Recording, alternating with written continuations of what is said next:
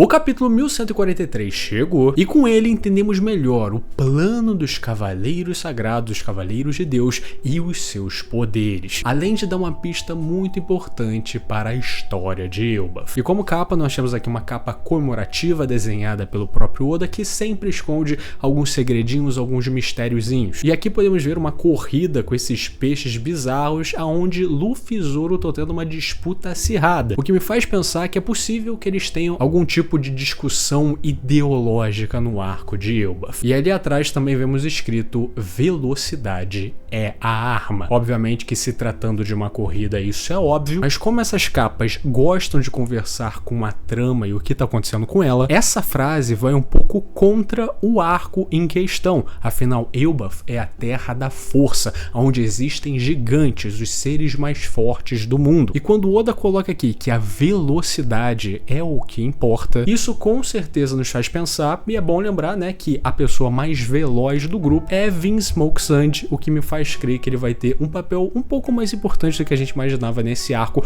pelo menos é o que eu consigo tirar com essa capa. Sem mais delongas, vamos pra análise. O capítulo começa com a gente na escola, e já Guarda-Sal tá tentando entender qual é que é dessas crianças sonâmbulas seguindo essa flecha bizarra. Nisso, Nico Robin grita pro Sal pra ele ter cuidado, afinal, aquele professor que tava todo fudido, o tal do Wolf, ele disse pra não encostar nas crianças que é problema. Porém, Sal ignora os avisos e quando ele vai encostar na criança, ela aparentemente tá coberta de fios invisíveis que se fazem presentes no momento que ele tenta tocá-la. Nesse momento, ele cai cheio de dor, completamente machucado, enquanto as crianças continuam andando, seguindo a flecha de Gunko. Nisso, nós vemos que a galera da escola consegue se comunicar com a galera que tá festejando na vila e fala que tá dando uma merda federal lá. Um bando de criança desmaiada e um bando de bicho aparecendo. E a gente vê que essa transmissão tá ocorrendo por meio de um Dengomushi, um Dengomushi que a gente nunca tinha visto antes, que parece ser uma vertente que só existe em Elbaf. E isso é bem interessante, né? Porque em um ano eles também têm aqueles Dengomushizinhos que só tem em um ano. Então Elbaf, sendo uma terra misteriosa que não tem muito contato com o lado de fora, faria sentido eles terem suas próprias tecnologias, digamos assim. A galera também vê que um incêndio bizarro começou, mas quando a gente vê a galera da vila, todo mundo tá bêbado e chapado pra cacete. Inclusive o Brook tá mandando todo mundo em pânico aí, muito foda. Porém, nesse momento vemos uma coisa muito legal, o corpo de bombeiros do Sval em ação, indo até o incêndio para apagá-lo. Eu acho maneiro, em terras fantásticas como essa, a gente vê essas profissões do dia a dia sendo representadas. Isso era algo que eu via com um pouco mais de atenção no Prata Mesquip, como por exemplo em Alabasta tem lá o corpo policial de Alabasta e tal. Em um ano tem também, entre aspas, os samurais policiais lá, Shisengumi, tanto que eles são muito pouco explorados, o que, na minha opinião, é uma pena, eu gostaria de ver mais deles. Porém, indo em direção ao incêndio, o barco dos bombeiros é atacado pelo gigante esqueleto viking que foi criado a partir do sonho das crianças. E isso aí, aparentemente, é um Draugr, né? Quem jogou Skyrim tá ligado, bagarai. Nesse momento, nós vemos quem tá fazendo essa confusão toda, com a gente vendo Sam Sommers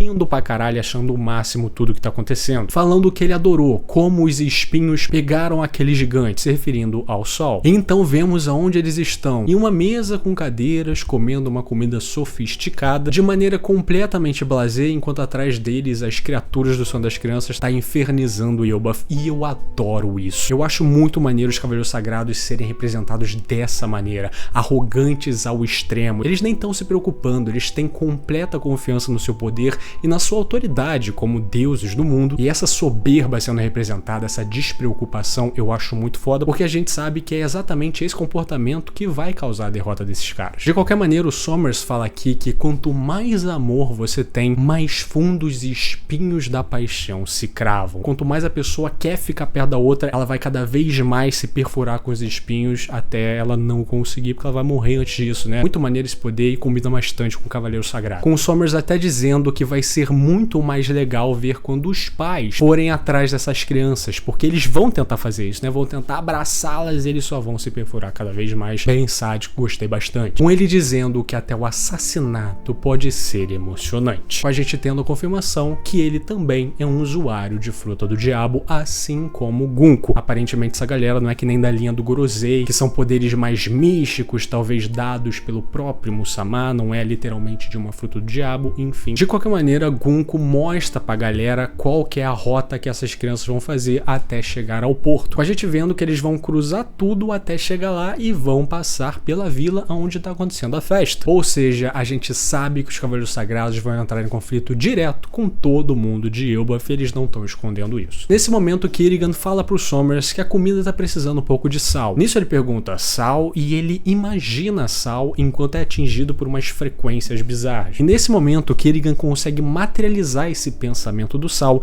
e retirar dessa nuvem que ele criou. A gente tem na revelação que ele também é um usuário de Akuma no Mi, agora de uma Zoa mística, a Ryu no Mi modelo Kirin, que é esse cavalo místico que ele tá em forma híbrida, tendo o poder de conseguir materializar sonhos. Logo depois disso, Sommers, puto por ter caído no poder do Kerrigan, pergunta pra ele se essa é a habilidade que ele usou pra criar esses demônios do sonho das crianças. E ele diz, claro, posso usá-lo várias vezes ao mesmo tempo. Com esse poder sendo explicado, Kerrigan, que era um antagonista secundário, agora passa a ser uma das figuras mais importantes desse arco. Considerando que em algum momento ele entra em confronto com o Luffy, por exemplo, é capaz que esse personagem seja o culpado de fazer a gente ver pelo menos uma dica, uma migalha do sonho do Luffy. E muita gente está fazendo a relação com esse poder do Kerrigan com o poder da Miss Golden Week lá da Baroque Works. Ela tem um poder que nunca foi falado, que é uma fruta do diabo. Aparentemente é uma forma de hipnose que era algo mais trabalhado no pré-time skip com o Django, por exemplo. E esse poder dela tem uma aplicação bem semelhante com o poder do Kerrigan em uma das histórias de capa do mangá. A gente vendo que para sair da prisão, ela usa a hipnose dela para as pessoas se tornarem aquilo que elas sonharam. E é nesse momento que a gente vê que o sonho do Das Bonds era ser um super-herói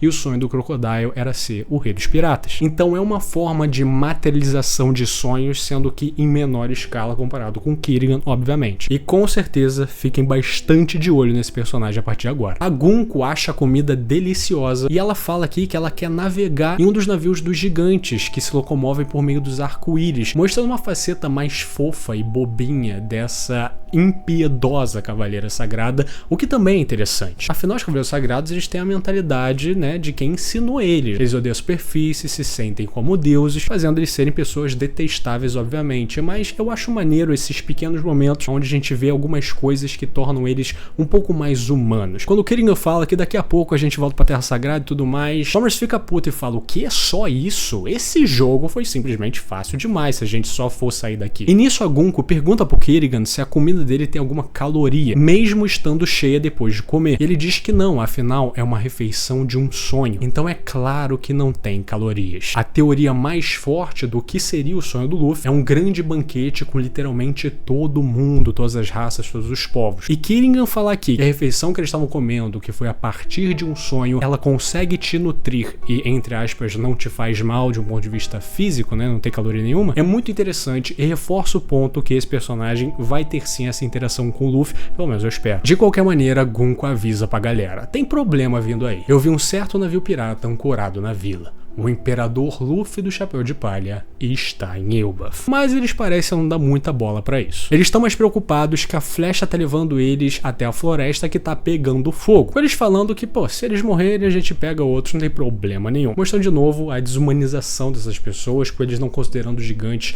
pessoas, não considerando ninguém pessoas além deles, né? Porém agora voltamos para o núcleo da ação e violência. Com Loki segurando Ragnir, fala que ninguém consegue parar ele. Nenhum de vocês conseguiria levantar.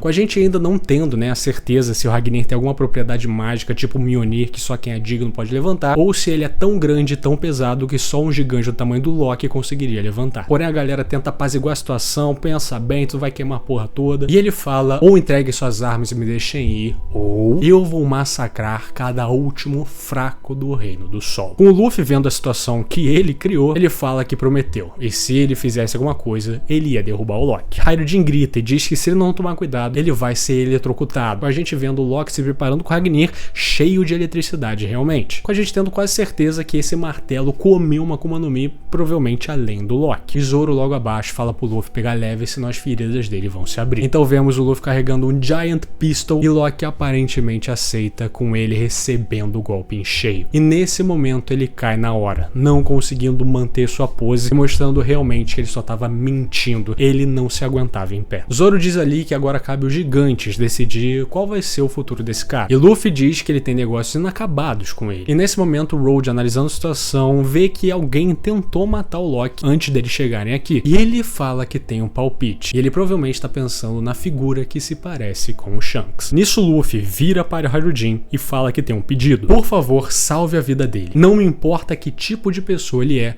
eu não posso simplesmente assistir ele morrer. Isso é interessante porque Luffy tá falando de amigo para amigo, mas para Harujin é o seu capitão de frota falando com ele. A gente vê que eles aprisionam Loki de novo, né? Colocam as gemas de Karosek nele e tal. E Gear diz ali que com esses ferimentos ele só vai se recuperar em meses. Com eles decidindo o que eles fazem com ele, se eles tiram eles dali, se eles botam pra vila, mas na vila eles vão executar ele e tal. De qualquer maneira, o Luffy em cima dele percebe que os chifres dele são de verdade. Ele realmente tinha um capacete por cima, mas sem um capacete ele realmente tem chifres. E essa é a comprovação da marca dos gigantes ancestrais. Com a gente sabendo, né, que o Loki foi o que mais puxou esse gene de gigante ancestral. E nisso nós vemos um pequeno flashback do Harujin, Loki e seu pai juntos. Com o Rei Harald falando pros dois que eles são seus preciosos filhos. Quero que se deem bem quando eu me for e façam o que puderem para apoiar Elbaf. Nesse momento, Harujin fica puto de ter que chamar um guri desse de irmão. Mas Loki diz ali que Harujin é apenas um bastardo e nunca vai herdar o trono do pai. Com a gente vendo que ele tem essas faixas nos olhos desde criança, aumentando o mistério acerca disso. Com Loki falando pro Harujin bem puto que todo mundo sabe que sua mãe tem sangue ruim. E nesse momento vemos Harujin tirando seu machado e olhando Loki desacordado. Ele diz que não tem como perdoá-lo. Ele insultou minha mãe e matou nosso pai. Porém Loki acorda e fala pra ele acabar logo com isso. Esse seu drama de guerreiro chorão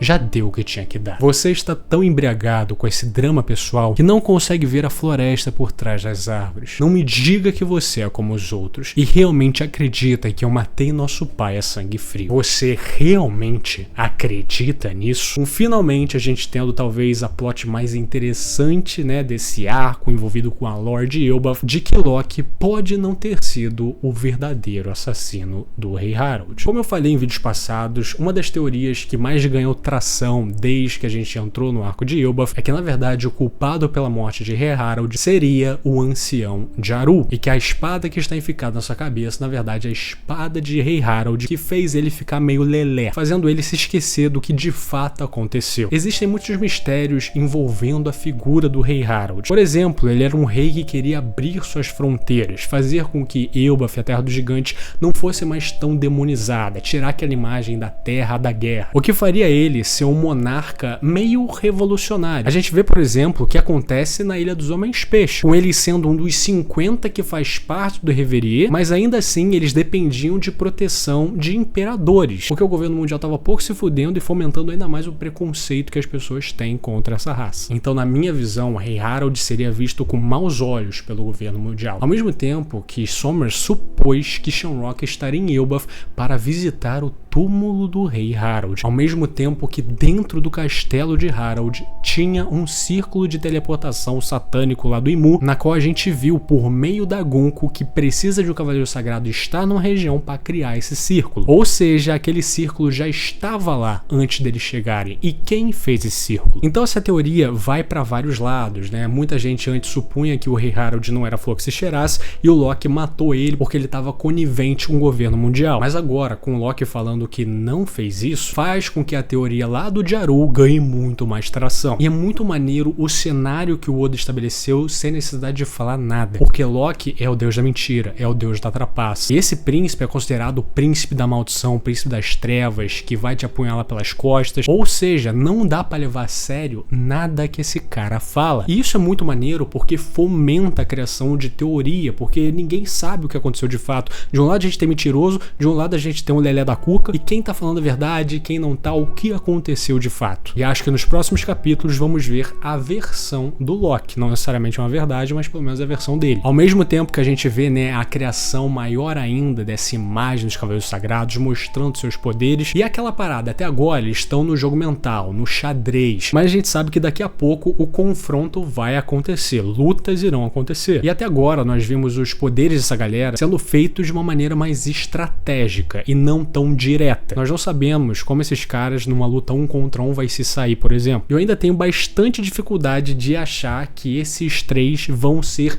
um desafio enorme para Elbaf. A forma que eles estão usando, né, crianças como reféns e tudo mais, pra mim é a maneira certa, porque eles estão em desvantagem numérica bizarra. Mas na hora do vamos ver, é aí que eu quero ver como eles vão se sair. Mas eu acho que essa ameaça vai crescer ainda mais. Provavelmente quando o Jaru tiver essa espada retirada do coco dele, é capaz que ele lembre de coisas, é capaz que ele se torne um antagonista, um vilão. Afinal, seria mais uma força que reuniria gigantes e conseguiria realmente fazer frente a toda a força, né, boazinha que a gente tá vendo contra os Cavaleiros Sagrados. No fim do dia é que eu venho falando em toda análise de capítulo, né? Elbaf não decepciona, é o arco mais dinâmico que estamos vendo, até mais que a Egghead. Simplesmente não para, é personagem, é revelação, é blá blá blá, que loucura. E eu vou dizer que conforme a gente estava conhecendo esse arco e vendo como ele era de fato, deu a impressão que ele não seria um arco tão longo, que ele seria um arco mais curto. E depois que a gente viu que Elbaf é uma ilha muito importante pra lore do mundo todo, eu fiquei com um pouco do medo da gente fugir